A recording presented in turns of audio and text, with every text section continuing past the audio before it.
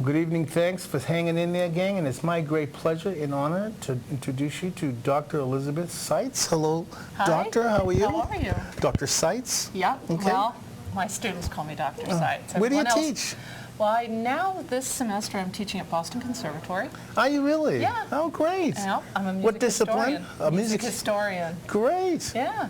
How long have you been over at the, how long have you been there? Boston Conservatory is new this semester, but I taught everywhere. Let's see, Tufts University for several years, Boston University for many years, and that's where I got my doctorate. And taught at New England Conservatory of Music, and I do a lot of guest lecturing around. A lot of people who go to the BSO see me often there, and Boston Lyric Opera. I'm also teaching a new course that the Boston Lyric Opera is offering to their subscribers about opera history. So I'm doing that too. Now, as a music historian, is that what you'd be considered, would be a music historian? Well, I have a PhD in musicology. So musicology is really the study of everything having to do with music. Music history, aesthetics, literature, criticism, theory, everything kind of rolled into one. What's your instrument?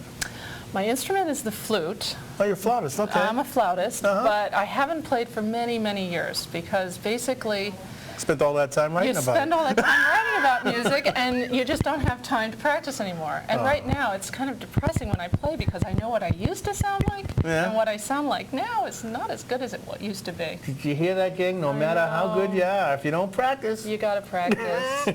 So We have a good friend in Rosendale, Fenwick Smith, who is of course. a Fenwick, flautist for sure. For the BSO, and Absolutely.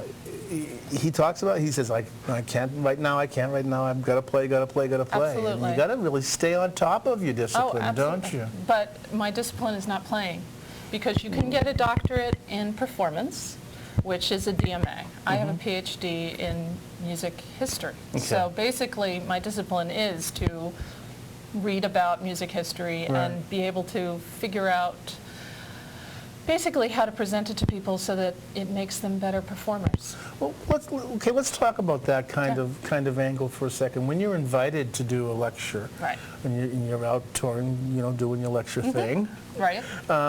what are the students that you're talking to? Are they as well historians, or are they mainly performers or writers or people learning their discipline? Well, it depends. I've taught everything from junior high school kids to elder hostel, basically. So I do everything in between. Mostly what I teach is college kids, and it can be non-music majors. And in fact, that's my favorite thing to do, is introduce people to classical music. Because, a lot of people bemoan the fact that classical music is kind of on its way out, and not as many people are going to hear it, and the audiences are getting older, and there's not a lot of young people in the audience. And so I love to get people all excited about going to listen to Beethoven. But I also teach graduate students. Right now at Boston Conservatory, for instance, it's a graduate class. There's 12 people, and all we talk about all semester this semester is Mozart. Okay. So we rip apart scores, we look at his letters, we look at criticism about him during the time, we look at every aspect of Mozart. And As well as the living, as the environmental living is at the time, what might have affected his environment? Absolutely. Because that's very important, isn't it? We spend half of today, for instance, I lectured from 1 to 2:30, we spent half of today talking about Haydn. And so, when he met him, how he did it, what pieces he knew, and whatever. So everything surrounding music, that's what I study. Is there a line of when it is history and when it's contemporary? I mean, is there a point where you'll talk about some of Mr. Lockhart's? It's history if it was performed yesterday. So I talk about everything, every kind of music up through yesterday. Okay, so contemporary is also... Absolutely. In fact, I'm a 20th century scholar. My main thing is not 18th century or 19th century, but it's 20th century. That's what I have my doctorate in. Do I have to change your mic? Is that what you're saying to me? Oops. Am I not talking loud enough? No, you're talking fine. It's just that we have You've slid a bit. I've slid a bit. Okay. How's that? Is that any better? Thank you. The reason I kind of asked that is because you mentioned Mozart, you mentioned Haydn. Right. I was waiting for the Chopin to come in, but more. There's some great contemporary classical pieces that are being put out today by probably some of your students. You know.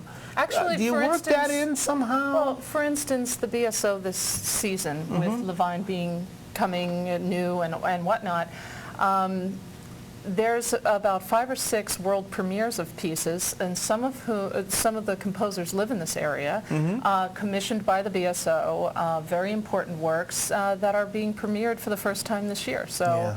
Yes, I have to talk about those. In fact, I'm doing 4 series at the BSO this year, and one of them I'm going to have to get the score and kind of try to figure out how I'm going to introduce a new piece to the people in the audience. Will you read a score while you're listening to it? Always. Yeah. Always. It helps me concentrate on the music. It helps me kind of feel the music out and see how it's constructed. Right. Will you follow the conductor's score, or will you follow the piano score? Or? Well, it depends. But usually I like a full score, because then I can see all the instruments and how he uses. Because sometimes the most important thing about a piece, well, maybe not the most important thing, but a very important part of the piece is orchestration. How does somebody take for instance, one of the pieces I'm going to be talking about is a Ravel piece. He wrote for piano and then he orchestrated it. So the BSO is going to be playing the orchestration. So I want to know what were some of the colors that Ravel wants to get out of the orchestra. Some of us who's not playing. That's right. Right? That's right. You know? That's right. Can you do a favor for me, for our friends out in Beat Inland, and kind of explain what a composer's score is? I mean, if you go to the Pops or you go to the BSO, and what you'll notice this conductor is turning the piece as quickly as possible, you know. Right. But he's actually seeing everybody's piece. It's basically an orchestral score. Is every line is a different instrument, and it's always in the same order. Winds are top, violins down here, whatever. And basically, he knows when everyone is supposed to enter. And some of the greatest composers actually don't use a score. They know the piece. They know the piece so well, and they know exactly when everyone's supposed to enter. So. What's the last piece you've written? I'm not a composer. Oh, I thought you were going to be a composer for sure. No, don't apologize. apologize. No, I'm not a composer. All of this, and you haven't sat down and tried to write a piece for yourself? Oh, no. You're not going to tell me you've never tried to write a piece. No. Well, actually, as part of my doctorate, we have to take a lot of theory classes, which means that we have to be able to write this stuff. Yeah, right. And one of my most painful experiences was an entire year long on canon and fugue. So I had to be able to write fugues in the style of Bach. Now I can do it, and they're all right, and I get A's on them, but artistically they're about F's. Oh, don't say that. No, that can't be true. No. Oh, absolutely. You mean you don't even rewrite an old classic or something? See, that's what happens to me sometimes. I'll bring a piece to the guys in the band and say, listen to this new song I wrote. They go, wait a minute, Glenn. You know, Chuck Berry wrote that about 30 years ago. Yeah, Brian Wilson had that problem with Chuck Berry, too. Well, you know, what they say about great something minds. Good, yeah. You've got a great book out. I have a new book out. Yes, what's going something on? very different. Yeah, what is this? While I was writing my dissertation on a 20th century composer, I wanted to get in touch with all the people who had written on my subject. And I started talking to people, and one guy wound up dead, and another guy was dead, and another guy was dead. And by the 4th guy, who had been in his 30s, I was getting a little freaked out. And I said to my husband once, we were on vacation, and I said, you know, this would make a great murder mystery. And he said, you know, you're always reading them. Why don't you write one? So I did. Oh. And the book is called Dissertation Most Deadly. Can I show Oh, this? yeah, sure, please. I'm going to move this first, And, this beautiful watercolor. This is the book? That's the book. And it's a musicological murder mystery. It's about... It's actually set... Don't tell me who did it. I just want to... No, I'm not going to tell you. No, I'm not giving anything away. It starts out in Boston, and we have a graduate student in musicology writing her dissertation, and everybody winds up dead. And, well, what basically happens from page 2 on is that somebody tries to kill her. Okay. And basically what she does is try to find out why they're killing her, stop them from killing her, and find out what's the secret that somebody wants buried. And our heroine goes from Boston to Madrid to Berlin to Puerto Rico and back to Boston. And it was, for me, an advanced form of procrastination. When I didn't want to write my own dissertation, I'd turn to the murder mystery. And I did finish my dissertation and kind of put the murder mystery aside for a while. The dissertation is true, though, right? My dissertation, actually, all the people were dead, but they were older and died of natural causes. But it's a research thing. It is definitely a research thing. This is that is out total of the work skull. of fiction. Total work of fiction. My dissertation is very factual. What did you find? Did you find which one easier, or was there one more difficult? Well, what was interesting is that I write in 2 very different ways. So I found that when I was writing my dissertation, I'd have to write at the keyboard, and when I was writing fiction, I had to write longhand. Oh, wow. Because when I was writing at the keyboard, my fiction, it started to sound very academic. And when I would write longhand on my academic stuff, it would sound very much like fiction. Well, then it was your penmanship's involved in too, yeah. Well, no, but maybe that's part of you being you, you know? Yeah. So anyway, it's a murder mystery. And the only thing I'll give away is that our heroine doesn't die. And there's a switch. Because I'm working on a sequel. And the sequel, Already? Oh, and the okay. sequel is called Murder Most Melodious. So we've got Dissertation Most Deadly and Murder Most Melodious coming up. Well, Doctor, thank you very much for coming in. Thank you for having me. When were you at BU? I was at BU for a little while in the 70s. Oh, God, I was at BU forever. I was at BU between 86 and 95. Well, I'm much older than you, so... And, that's well, not much, but...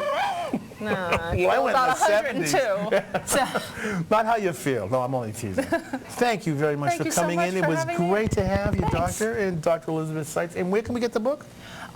It's at Village Books in Rossi. Village Books in Rossi, right. It's at the BU Bookstore, of course, under the I would hope so. BU Authors section, and Amazon, and Barnes & Noble, and our universe. Well, thank you very much for coming in. Thank I really you so do much. appreciate it. You know what I'm going to do is I'm going to show a beautiful piece of work, and I'm going to tell everybody about that great It's All About Art Center that we've been queuing up and talking a little bit about.